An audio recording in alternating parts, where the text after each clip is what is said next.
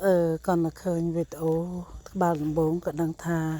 ប្រឹងអស់ពីសមត្ថភាពដែរថ្ងៃនេះគឺត្រូវនៅថ្ងៃទី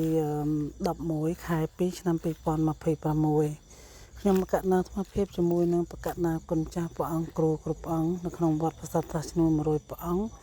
នាំគ្នាលើកក្បឿងថ្ងៃនេះគឺបានប្រហែលជា6000ម្សិលមិញបានប្រហែលជា3000អញ្ចឹងបាន8000ក្បឿងហើយឡើងទៅលើចឹងឃើញអញ្ចឹងណាហត់ណាហើយលំបាកណាតម្រាំបានក្បឿងឡើងទៅលើចម្រើនពរញាតិញោមពុទ្ធបរិស័ទនៅក្នុងស្រុកនិងក្រៅស្រុកមេត្តាចូលរួមតាមកម្លាំងសទ្ធាជ្រះថ្លាផងព្រោះត្រូវការដែកធ្វើ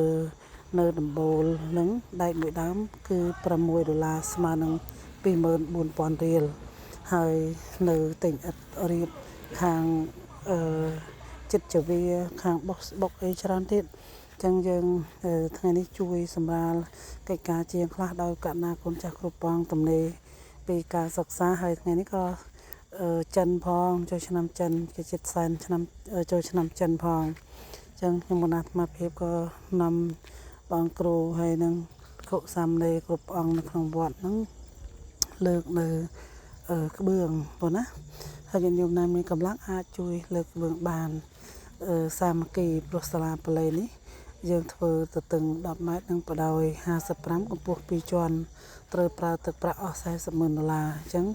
មានតែប្រឹងប្រែងព្យាយាមធ្វើបន្តិចម្ដងនោះទេទឹកតក់ទម្លុះថ្មរលកតថ្មសឹកដាច់កាន់ការងារធំត្រូវបដូរផ្ដាច់ផលល្អសម្រាប់ប្រុសព្យាយាម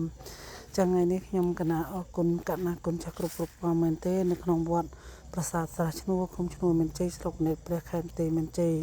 បាននាំគ្នាជូននៅក្បឿងទុកឲ្យជាងប្រក់ដំបូលហើយដែកក៏យើងទិញមកបញ្ឈររែងរាងនឹងហើយនៅការធ្វើបន្តទៀតអញ្ចឹងខ្ញុំកណាអាត្មាភាពជាព្រះគ្រូចាតិកា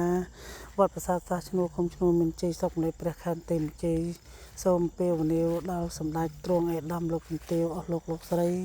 មេត្តាចូលរួមតាមកម្លាំងសទ្ធាជួយធ្វើនៅសាលានេះផងព្រោះសាលានេះមិនមានអ្នកណាជាម្ចាស់កម្មសិទ្ធិដាច់មុខទេ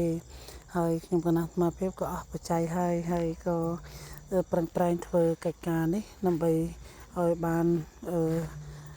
ឆាប់រួចព្រោះมันងាយរួចទេច្រើនមែនទែនឥឡូវយើងតែបានជាវដែកប្រមាណ1600ដើមមកជឿគេទេចម្ពាក់គេទៀតអញ្ចឹងក៏មកផ្សារឲ្យខ្លាចពុកដែកអញ្ចឹងទៅក៏បញ្ញាប់បញ្ញាល់ជួយលើកជាងក្រៃលោបានប្រក់ខ្លះនៅពេលខាងមុខហើយផ្សារដែកប្រហែលជាបាន30%ហើយណាដំបូលនឹងចឹងមានអ្វីទេគ្រាន់តែសង្ឃឹមទៅលើបងប្អូនប្រុសស្រីលោកយាយលោកតាទាំងអស់គ្នាចូលរួមតាមកម្លាំងសទ្ធាទោះបីជាយ៉ាងណាក៏យើងត្រូវជួយកសាងសាលាព្រោះព្រះពុទ្ធសាសនាយើងបើអត់មានសាលាបល័យទេចប់ព្រះពុទ្ធសាសនាតើតែកណ្ណាគុណចាស់គ្រប់ផងបោះហើយសិក្សាភាសាបល័យយល់អត់នឹងជើងជានិកហើយទៅបានស្គាល់អំពីពុទ្ធវចនៈដូចជាពេលអានបល័យដូចជាយល់នៅវាទព្រះសម្មាសម្ពុទ្ធនៅក្នុងបេដកយើងនឹងមាន110ក្បាលនឹងមានប្រសូតព្រះវិន័យព្រះអភិធម្មនឹងអញ្ចឹងតើយើងសិក្សាភាសាបាលីនឹងហើយអញ្ចឹងថ្ងៃនេះក៏ខំប្រឹងប្រែងមែនទែនណាអស់ពីសមត្ថភាពអញ្ចឹងសូមពេលវេលាដល់កណ្ណាគុណចាស់គ្រប់ព្រះអង្គមានសទ្ធាក៏អាចជួយធ្វើសាលាបាលីបានដែរសូមអរគុណនិងសូមអរគុណ